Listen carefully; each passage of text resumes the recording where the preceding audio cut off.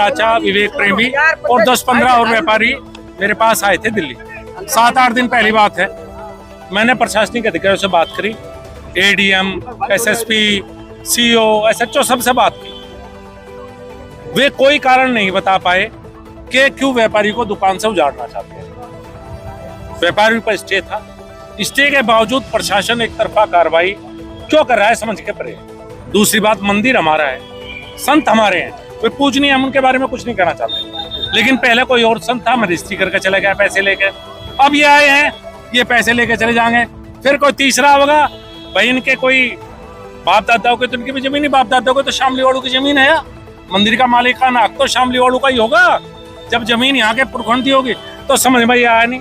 उसके बाद फर्जी मुकदमे में जिस तरह से विवेक प्रेमी को, जो जिला मंत्री है भारतीय जनता पार्टी का, गिरफ्तार किया गया, वो बहुत दुर्भाग्यपूर्ण है।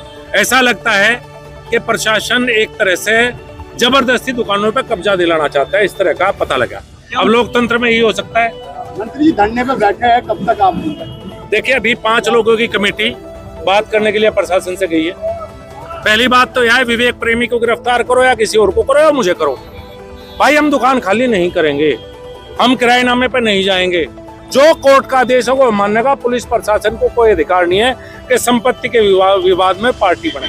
आपने गिरफ्तार कर लिया, आपकी इच्छा, आपने फर्जी मुकदमा लगा दिया, आपकी इच्छा, लेकिन ना व्यापारी झुकेंगे ना हम लोग झुकेंगे। 5 लोग बात करने के लिए गए हैं।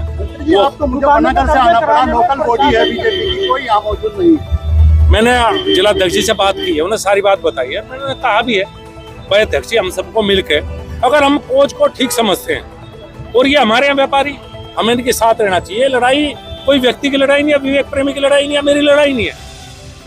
तो वो बिल्कुल किनारा कर गई इस मामले से, क्या मतलब है? भाई इस बात का तो मैं भी नहीं कह सकता, मुझे भी नहीं पता। मंत्री जी, प्रदेश में और केंद्र में भाजपा की सरकार है। अनंत किशोर गुर्जर पर हमला हुआ, पुलिस ने किया। अब विवेक प्रेमी को जो है इस तरीके से बर्बरता से जो है गिरफ्तार किया गया, क्या कहेंगे? कैसी सुशासन, कैसा शासन, कैसा प्रशासन? देखिए, नंद किशोर जी के साथ जो हुआ, जो व्यवहार हुआ था, पुलिस को बिल्कुल चित्त था।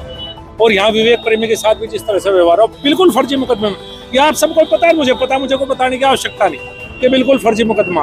उससे दुखी होता है, उससे दुख होता है, लेकिन लड़ाई लड़ने का स्वभाव हमारा भी है। भाई भाजपा सरकार ने तो कह दिया था कि भ्रष्टाचारियों पर गलत मुकदमे, फर्जी मुकदमे दर्ज नहीं होंगे प्रदेश में। तो किस तरह की कानून व्यवस्था है? तो आप खुद ही कह रहे हैं कि जो है फर्जी मुकदमा भाई, फर्जी मुकदमा 100% दर्ज हुआ है।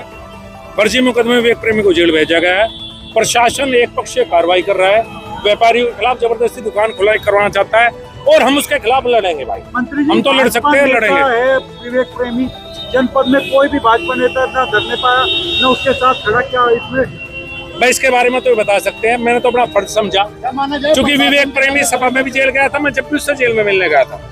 आज वो भारतीय जनता पार्टी में जेल गया तो मैं भी मिलने जाऊंगा और मैं उसके साथ खड़ा हूँ। मैं व्यापारियों के शामली के बारे में फर्जी मुकदमे का आरोप भाजपा ने लगाया था जी। अब भाजपा में भी आरोप लग रहे कि फर्जी मुकदमों में जेल भेजा। आरोप नहीं है, सच्चाई है।